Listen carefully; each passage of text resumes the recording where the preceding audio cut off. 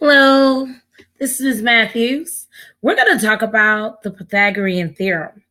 As you can see on your screen, this is a graphic organizer that we made in class for the Pythagorean Theorem. The Pythagorean Theorem works with triangles, and not just any triangles, right triangles. If you notice here, this little box means 90 degrees, which is a right triangle. The Pythagorean theorem has its own special formula. It says a squared plus b squared equals c squared, or c squared equals a squared plus b squared, which just switches around your a squared in the equation. Now, in your triangle, if you notice, you have an a b, and a c, just like the equation. Just like in the equation, you will have an A and a B on your right triangle and a C. And in a right triangle, the sum of the squares, lengths of the legs, and A and B are your legs, is equal to the square length of the hypotenuse. And yes, I say hypotenuse, not hippopotamus. And this is your hypotenuse. It is always your longest side, and it points, and you can point to it using that right triangle. Using that right angle in the right triangle. So, every time you see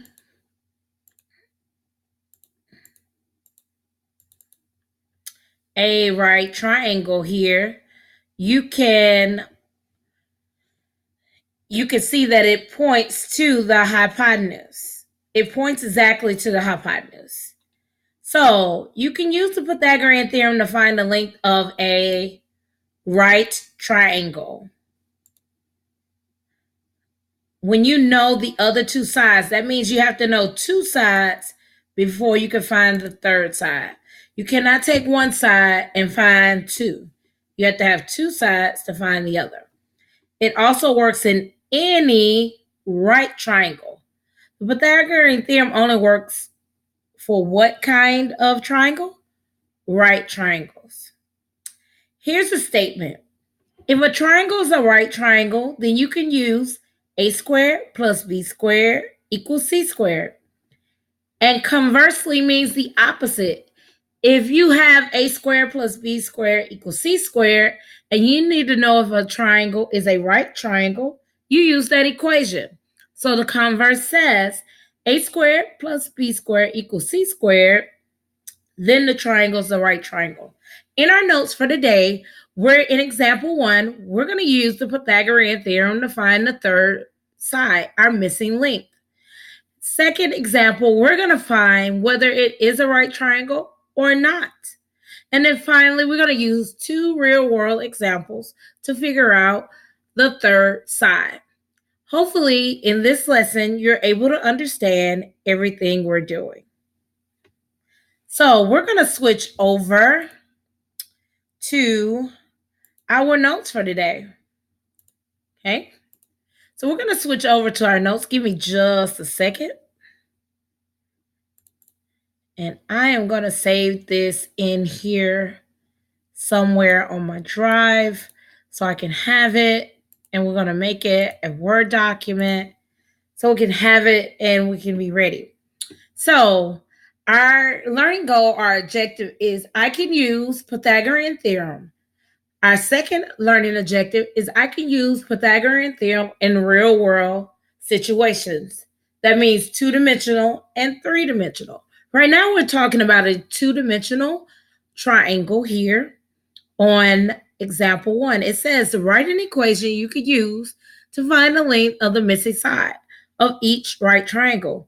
Then find the missing length. Round to the nearest tenth if necessary. Now, for all of you listening to this, you should have these notes in your interactive notebook. If not, remember, You can come during PE or you're elected to get those from me. Now we're going to use the Pythagorean Theorem formula, and I'm going to insert that in using my equation editor. It's going to be a squared. It's going to be a squared plus b squared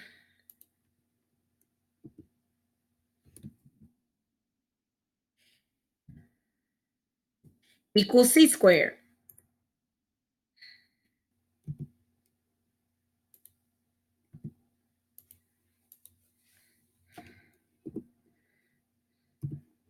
And we are going to use some completed notes. That way we can go through everything without me having to fill everything out. But I am highlighting everything as I go along the video. A squared plus b squared equals c squared. If you notice on the triangle, we have two lengths. We have 9 inches and 12 inches. And our c is missing. For this very first example, I will label it A, B, or C for you. But later, they will not. You would have to know the two legs and the hypotenuse. Okay, so please make sure you do that. We're going to switch over to the notes here. It says write an equation you could use. Remember, we're doing that. So we had a squared plus b squared. Remember here, 9 squared was your a, 12 squared. 12 was 12 to the second power equals c squared. 9 squared is 81. 12 squared is 144 equals c squared. When we add 81 plus 144, we get 225 c squared. Take the square root of both sides because we went through the square in August and September. Take the square root of both sides. We go to our calculator, we notice that the square root of 225 is 15. So this is, remember, this is positive and negative 15 if you're given a regular answer. Since we're talking about a length, it is just 15 inches because the length of a side cannot be negative. So negative, the missing measure is 15 inches. Now, on B, if you notice the letter B is there, that means your B, one of your legs, is missing. Remember, your C is the hypotenuse and it points to it, and your B and your A are your legs. So remember, your legs of the triangle you can use. So here, we're going to say 8 is our A. And if you notice this triangle is pointing like an arrow straight to the 24, that means that is your hypotenuse. So it will always be your C. So 8 squared plus B squared equals 24 squared. 8 squared is 64 because 8 times 8 is 64.